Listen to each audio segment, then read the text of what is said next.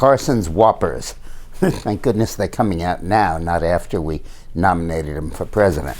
There are too many to count, but I had to keep notes to get them all. He said that he thought that the pyramids of Egypt were designed to store grain.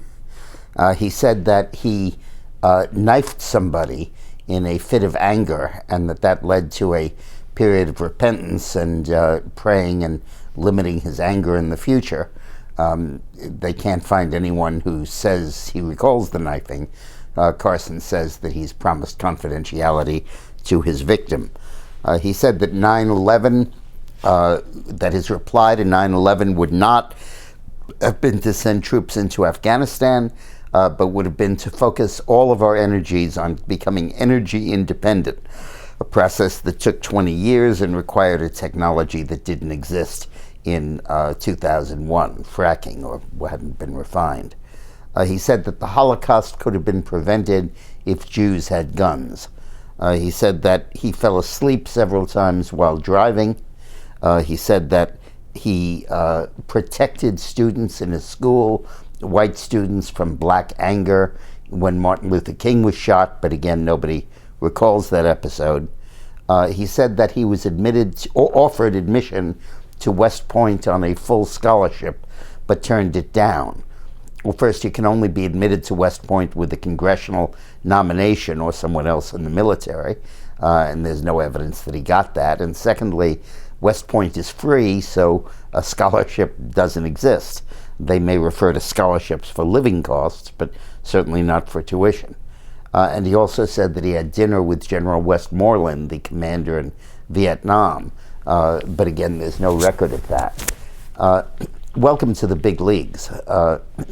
Candidates like Al Gore, who come up with things in their background, like having invented the internet, subject themselves to ridicule and serious political harm.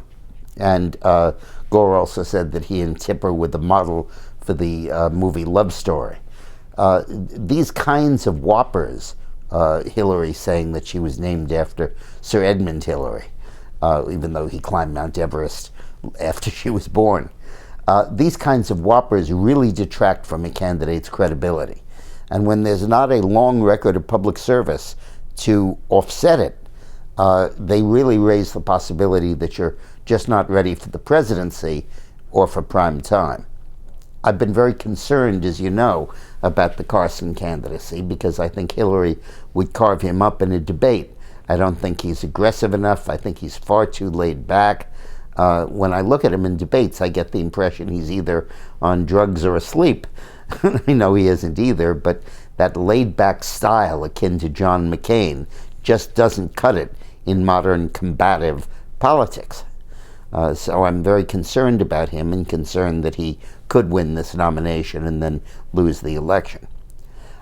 While I've got you, let me just talk for a second about the Democratic Forum on Friday. It is absolutely ridiculous, but Rachel Maddow went through a 2-hour forum where she interviewed separately O'Malley, Sanders, and Hillary, and did not ask her a single question about emails or servers or conflicts of interest or any of that stuff. How absolutely incredible. The only allusion she made to the speaking fees was in a question about isn't she too close to Goldman Sachs. This was just absolutely a low point in journalism. Hillary, for her part, looked awful. I wonder if she gave the makeup people a day off. Just incredible. She's got some recovering to do in the debate coming up on Friday. Thanks for watching.